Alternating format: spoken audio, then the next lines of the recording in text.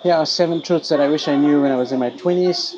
And I'll tell you quickly, my 20s were a bit of a mess. I got married at 21, was divorced at 27. The first marriage was a real challenge. I have 2 kids, they're beautiful. But in the process of me changing my life, and saving my life, I had to leave them. And so here are 7 truths that I think will help you save yourself, because these are 7 things that helped me in my life. I'm now 44. So first of all, you can choose yourself. You can choose you. Why?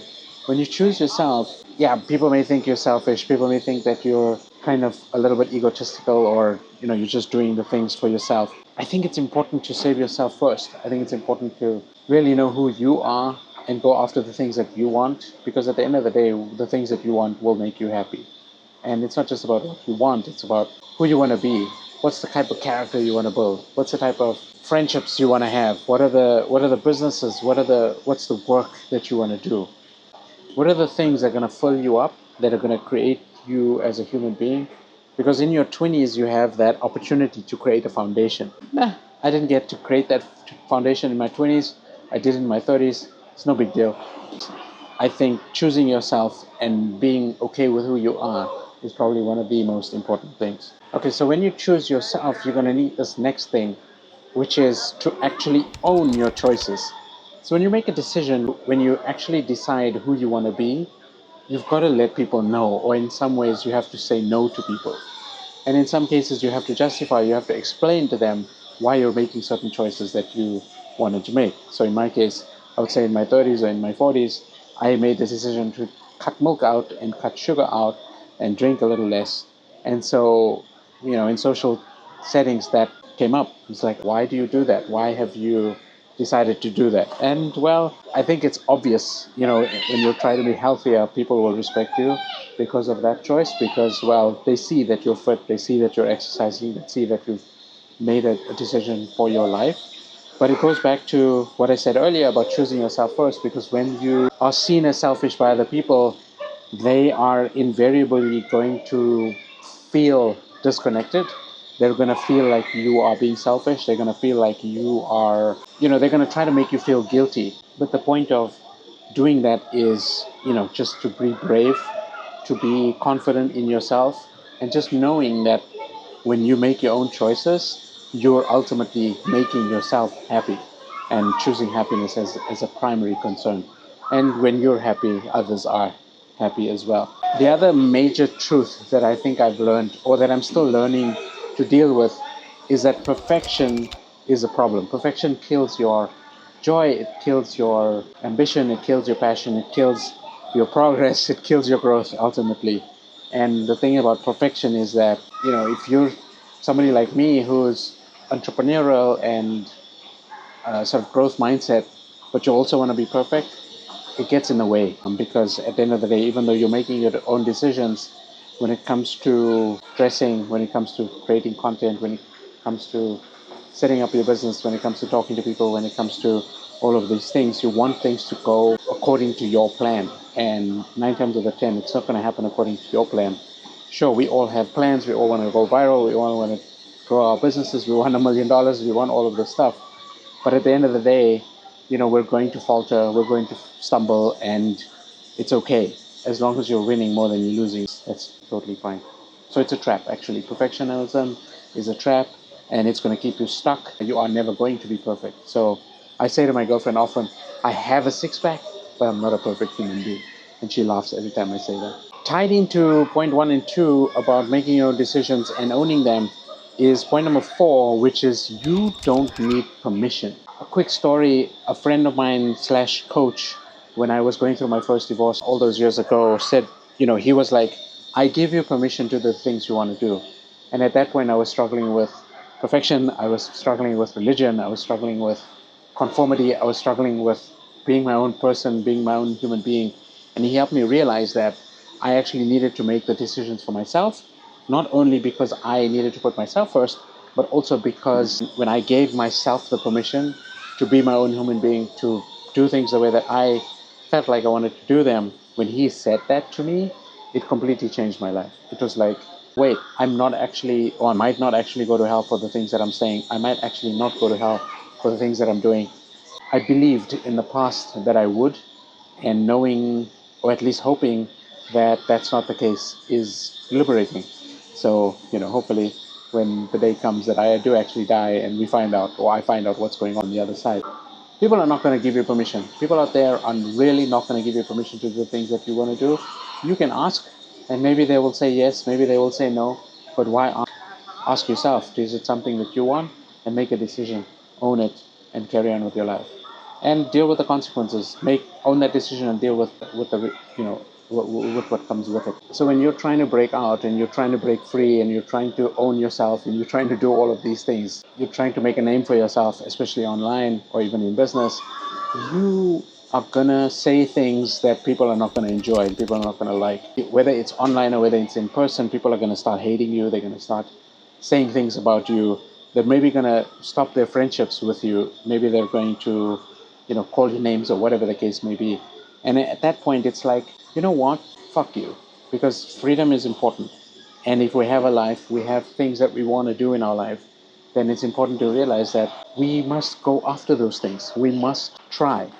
And if we don't try, then the haters are just winning. Then those people who are criticizing are just winning.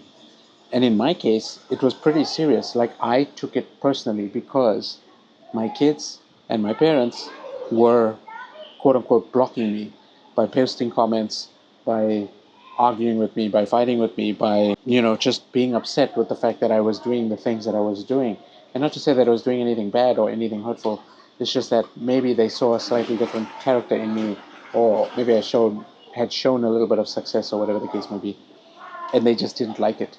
And so, if I'm glowing, if I'm growing, and if I'm succeeding, then other people around me may not enjoy that. They may not like it. They may not recognize me, and they may not recognize you in the future too. But you know what? Post a win. Post your joys. Post your ideas, and let them hate, because at the end of the day, you're doing your thing. You're owning your decisions, and you're doing what you want to do. Here's something that's really important, and I think it goes back to just the way that we make money and the way that we are conditioned in the world. Most countries, or all countries, have got this lottery system.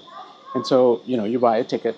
You might buy a ticket hoping for winning millions of rands or dollars or pounds, whatever the case may be. And it's created this lottery mentality, this lottery, what I call lottery mindset, which is that you're going to play a game and you're going to hope for the future, and that you're just going to continuously play and play, hoping that you are going to eventually become successful, or that money is going to make a difference in your life. Or in business as entrepreneurs, we hope for that big ticket client. We hope for that huge deal that's going to come through. And sure, at some point, those big deals we want to come true, and they do help and they do influence our business. But the day-to-day grind and the day-to-day sort of pursuit of income is, I think, what's most important. Because at the end of the day, if you're making a little bit every day, whether it's $20, $30, $100 a day, that stacks up.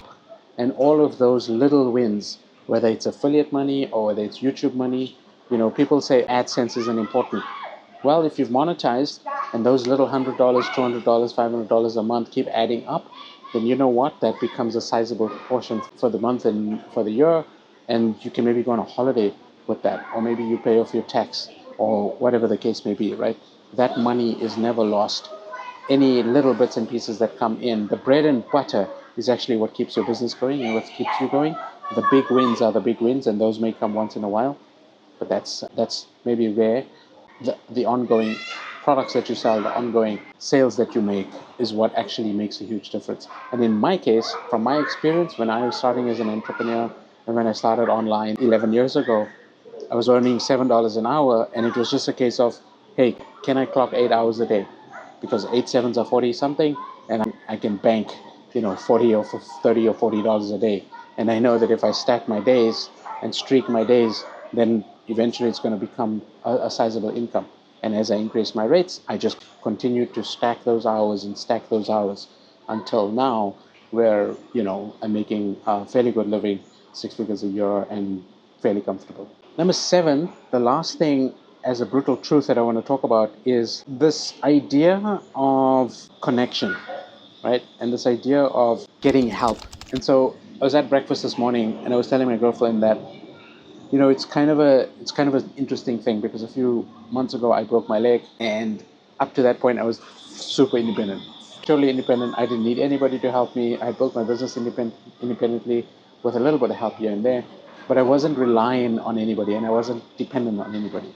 I'm not saying you should be a dependent, but I'm saying in some cases and in most cases, if you want to be a business owner, if you want to actually leverage your time and you want to sell more products and do more things, you have to ask for help. You have to be able to ask for help. And I think as entrepreneurs who are mostly perfectionists and who are mostly trying very hard to be independent, to own our space, to make our own decisions, that pursuit of all of the things that I said earlier comes down to, can we let those things go? Can we make the decision about what we want to make or what we want to do, and then ask people for help and let them ideate, let them create, let them assist in that process? Because then it's not ownership, then it's collaboration, then it's connection, and it's creating harmony, it's creating more responsibility, and it's creating a bigger vision for what you want. And also, if you can get other people to buy into that process, then everybody wins. Now, this is something that I am still learning. Of course, with a broken leg, when you're asking people for help, they're very receptive and very helpful. But without that signal of, hey, I need help, you've got to be able to ask anyway. Because, when you're walking around in crutches, it's easy for people to see that, you need help. They get out of your way when you're walking around. If you ask for a lift on a wheelchair, they help you.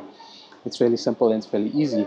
If you're giving off vibes that you're independent, that you're strong, that you're sort of on your own feet, and that you don't actually want to form that connection, that you actually don't want to get help, people are not going to help you if you don't ask them, if you don't speak to them, if you don't communicate how you're struggling, or even if you're not struggling, but you just want to do a little more. Those are the 7 truths that I wish I knew in my 20s. And as I go into the next 20 years of my life, hopefully, I'm going to be working on these actively.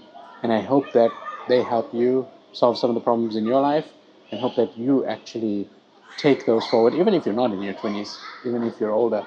It doesn't actually make a difference, because there's no time like the present to make the right decisions, to own your decisions, to give yourself permission to go out there and make a difference. So, yeah, with that, take it easy, enjoy yourself, peace, see you in the next one. Bye.